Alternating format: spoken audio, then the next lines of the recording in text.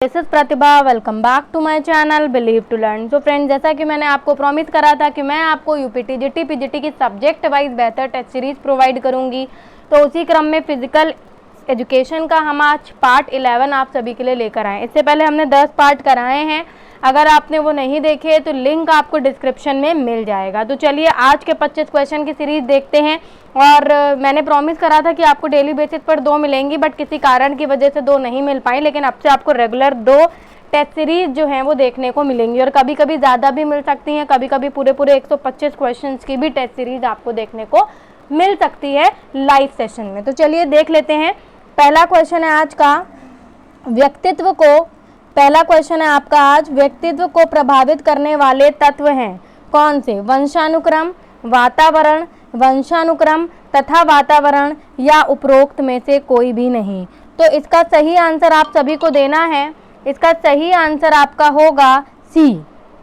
दोनों ही क्या करते हैं? व्यक्तित्व को प्रभावित करते हैं। ठीक है, चलिए आगे बात करते हैं। क्वेश्चन नंबर 2 देख लेते हैं। क्वेश्चन नंबर 2 आप देखते हैं, वातावरण का निम्न में से कौन सा प्रकार नहीं है?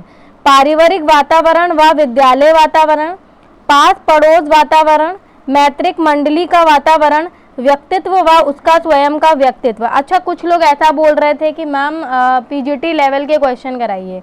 तो डियर फ्रेंड्स, आपको मैं बताना चाहूँगी कि ये पीजीटी लेवल के ही क्वेश्चंस हैं। ठीक है, कुछ अलग नहीं पूछते, ऐसी ही चीज़ें पूछते हैं, तो इसलिए आप बिल्कुल भी परेशान ना हो। ये जो तैयार करे गए हैं पेपर वो पीजीटी टीजीटी लेवल के ही हैं। चलिए तो देख लेते हैं, आपको इसका आंसर देना है क्वेश्चन नंबर 2 का। तो आपका क्वेश्चन नंबर 2 का सही आंसर होना चाहिए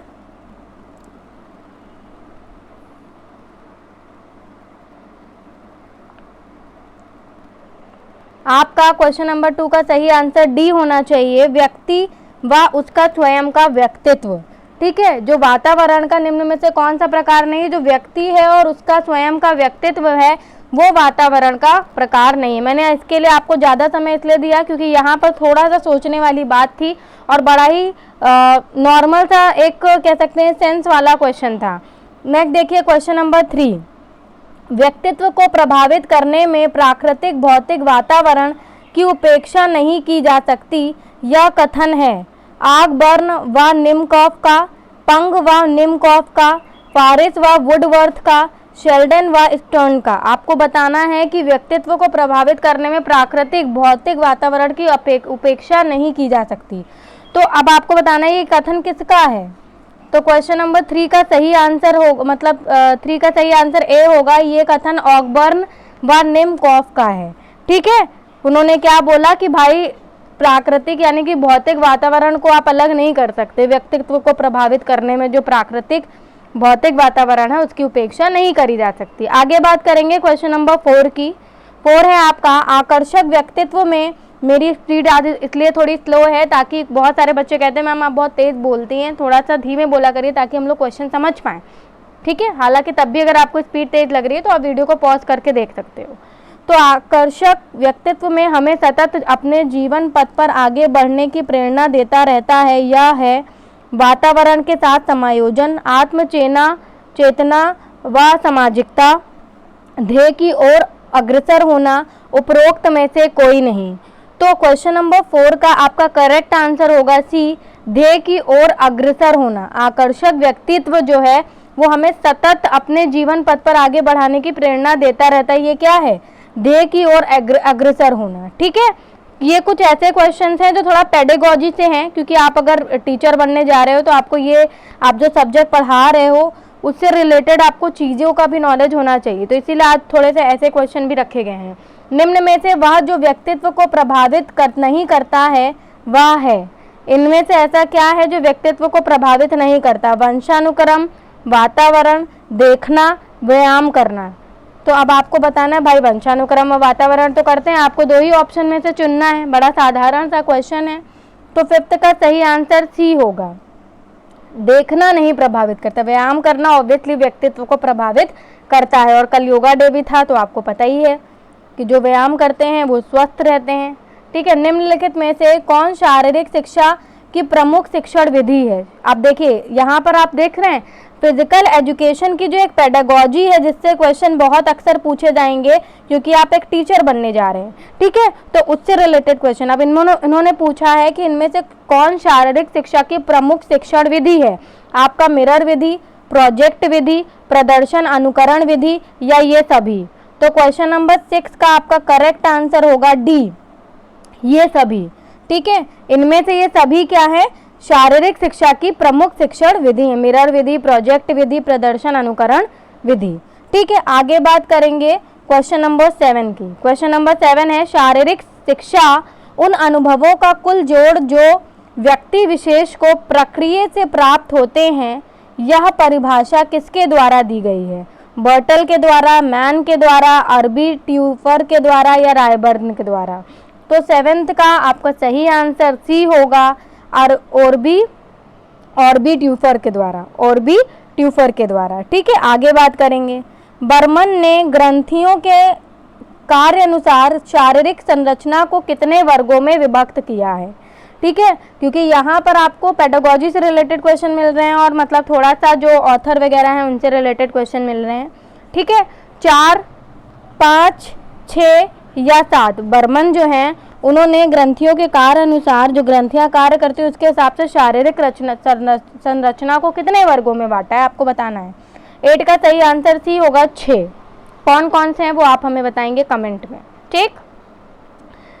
अच्छे से बनाई जाती है सीरीज, फिर भी कोई कमी रह जाती है तो आप अपना प्यार भरा सजेशन हमें दे सकते हैं। हमको अगर हम उसको एनालाइज करेंगे और हमें लगता है कि सही है तो हम उससे रिलेटेड कमेंट को पिन कर देंगे।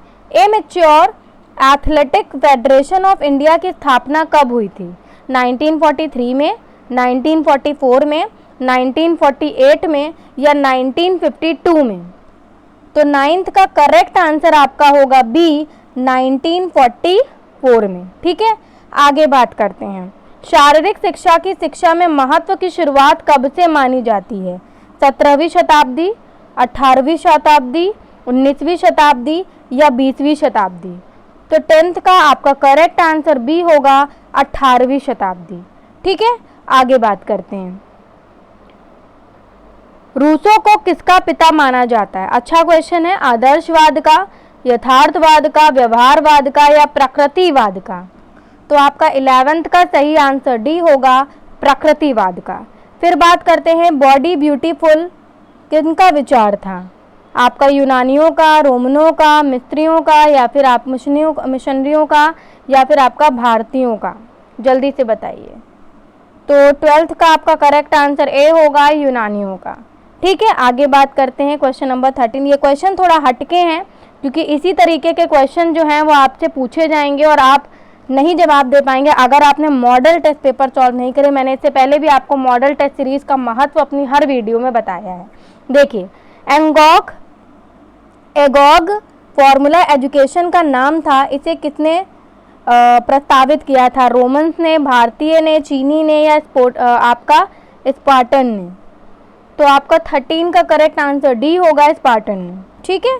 फिर बात करेंगे क्वेश्चन नंबर 14 की, प्रथम प्राचीन ओलंपिक खेलों का आयोजन किस शहर में हुआ था? आपका एंटवर्प में, अटलांटा में, एथेंस में या फिर एम्स्टर्डम में? ठीक है, एम्स्टर्डम में, जल्दी से बताइए। तो 14 का आपका करेक्ट आंसर सी होगा, एथेंस में, ठीक है। आगे बात करते हैं, दर्शन शास्त्र किसकी विचारधाराएं हैं कितनी? 2 हैं, 3 हैं, 4 हैं या 5 हैं? तो आपका 15 का सही आंसर होगा, 15 का आपका सही आंसर होगा सी, 4 हैं, ठीक है। फिर देखते हैं क्वेश्चन नंबर 16। शारीरिक शिक्षा उन अनुभवों का कुल जोड़ है जो व्यक्ति विशेष को प्रक्रिया से प्राप्त होते हैं। यह विचार है चार्ल्स ए बूचर का, H.C. बक का, ओबर ट्यूफर का या फिर इनमें से कोई नहीं? तो 16 का सही आंसर आपका सी होगा। आपको व्यूज़ याद करने हैं, व्यूज़ के बारे में भी पढ़ना, ये इंपॉर्टेंट विचार जिन्होंने दिए। ऐसे क्वेश्चन बहुत पूछे जाते हैं क्योंकि उनको पेपर को अब टिपिकल बनाना है, ठीक है। जो बच्चे छोड़ देते हैं वो उनको पूछना है। 16 का सी इसका करेक्ट आंसर होगा, ठीक है। फिर बात करते हैं, खैर सारे क्वेश्चन ऐसे नहीं आते, बस आपके 30 से 35 क्वेश्चन ऐसे फंस जाते हैं। जो मतलब जनरली बच्चे नहीं कर पाएंगे अगर उन्होंने मॉडल टेस्ट पेपर सॉल्व नहीं किया है। शारीरिक शिक्षा स्वास्थ्य कार्यक्रमों का एक अति अनिवार्य भाग है। शारीरिक शिक्षा के संदर्भ में विचारों का उक्त अंश कथन किसका है? आपका माध्यमिक शिक्षा आयोग का, कोठारी आयोग का, मुदालियर आयोग का, या फिर आपका उपरोक्त सभी का? जल्दी से बताइए। तो 17 का सही आंसर ए होगा, माध्यमिक शिक्षा आयोग का। फिर बात करेंगे क्वेश्चन नंबर 18 की। ऑलराइट, देख लेते हैं क्वेश्चन नंबर 18 भी आपके सामने है। क्वेश्चन नंबर 18, किस मंत्रालय की रिपोर्ट के अनुसार शारीरिक शिक्षा एक ऐसी शिक्षा है जो बालक को संपूर्ण व्यक्तित्व के विकास हेतु विभिन्न क्रियाओं द्वारा शरीर, मन और आत्मा को पूर्णता की ओर ले जाती है? वित्त मंत्रालय, शिक्षा मंत्रालय, गृह मंत्रालय या उद्योग मंत्रालय? तो 18 का आपका करेक्ट आंसर बी होगा, शिक्षा मंत्रालय। ठीक है, आगे बात करेंगे। बड़ा सा लॉजिकल सा क्वेश्चन था। कौन सा, कभी कभी ऐसे लॉजिकल क्वेश्चन भी आ जाते हैं तो आपको अपना सेंस ऑफ ह्यूमर भी इस्तेमाल करना है, रट्टू तोता नहीं बनना है। कौन सा व्यायाम तालबद्धता तथा संगीत के साथ पूर्ण किया जाता है? लोक नृत्य, आपका जिम्नास्टिक, एरोबिक व्यायाम या फिर आपका ये सभी? तो 19 का करेक्ट आंसर होगा एरोबिक व्यायाम। ठीक है, इसमें तालबद्धता एवं संगीत के साथ इस व्यायाम को पूर्ण किया जा सकता है। आगे बात करेंगे क्वेश्चन नंबर 20 की। राष्ट्रमंडल खेलों का प्रथम आयोजन हुआ था 1925 में, 1930 में, 1935 में या 1940 में? तो 20 का आपका सही आंसर बी होगा, 1930 में। ठीक है, फिर बात करेंगे क्वेश्चन नंबर 21 की। राष्ट्रमंडल खेलों के प्रथम आयोजन से 2010 तक आयोजन हुए 12, 14, 17 या 19? तो आपका 21 का करेक्ट आंसर डी होगा, 19। 21 का करेक्ट आंसर डी होगा, 19। ठीक है, फिर बात करेंगे क्वेश्चन नंबर 22 की। क्वेश्चन नंबर 22 है आपका, रेखित पेशियां हैं ऐच्छिक, अनैच्छिक, ऐच्छिक और अनैच्छिक, और आपका इनमें से कोई नहीं। तो 22 का आपका करेक्ट आंसर ए होगा, ऐच्छिक। ठीक है, जो रेखित पेशियां हैं वो ऐच्छिक होती हैं। ठीक है, आगे बात करेंगे क्वेश्चन नंबर 23 की। आमाशय की भित्ति में पाई जाने वाली पेशियां हैं रेखित पेशियां, अरेखित पेशियां, हृदयी पेशियां या रेखित व अरेखित पेशियां? तो 23 का आपका करेक्ट आंसर बी होगा, अरेखित पेशियां। नेक्स्ट क्वेश्चन नंबर 24 है, थकान महसूस होने का कारण क्या है? आपका ग्लूकोज का एकत्रित होना, लैक्टिक अम्ल का एकत्रित होना, एसिटिक अम्ल का एकत्रित होना या वसीय अम्ल का एकत्रित होना? तो सही आंसर आपका बी होगा, लैक्टिक अम्ल का एकत्रित होना। फिर बात करेंगे क्वेश्चन नंबर 25 की। आप देख सकते हैं अरेखित पेशियां हैं। अभी ये सेम क्वेश्चन रिपीट हो गया है, आपने ऊपर भी इसको पढ़ा था। ठीक है, ये सेम क्वेश्चन रिपीट हो गया है, क्वेश्चन नंबर 25। तो इसका आंसर आपको पता ही है कि 25 का आपका अरेखित पेशियां पूछा है, ऊपर रेखित पेशियां पूछा था, राइट? तो इसका आंसर आपका बी होगा, अनैच्छिक। जो आपकी रेखित होती हैं वो ऐच्छिक होती हैं और जो अरेखित हैं वो आपकी अनैच्छिक हैं। ठीक है, ऊपर जो आपका क्वेश्चन था वो रेखित पेशियों, क्योंकि ये जो बनाई गई हैं टेस्ट सीरीज वो इस तरीके से हैं कि टॉपिक से रिलेटेड जितने क्वेश्चन बन सकते हैं वो सभी आपके सामने रखे जा सके। तो आज के 25 क्वेश्चन की सीरीज हमने यहाँ पर कंप्लीट करी। आई होप सो कि आपको ये पसंद आई होगी। नमस्कार।